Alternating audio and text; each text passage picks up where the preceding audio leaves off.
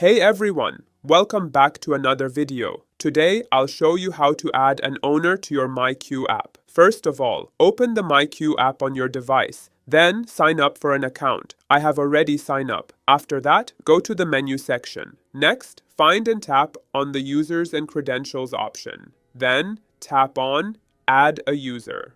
Now, check the box labeled Co-Owner and tap Continue. At this point, you'll need to enter the person's name, email address, and confirm their email. Once done, proceed to the next screen. Here are two, or actually three, important things to keep in mind. The person you're adding as a co-owner should already have the myQ app installed. They should have already created a myQ account, and they should already be logged into their account. When that person checks their email, they'll receive an invitation link. By clicking the link, they can accept the invite and become a co-owner. Alternatively, if they're already logged into the app, they can go to the Invitations section and accept your invite directly from there.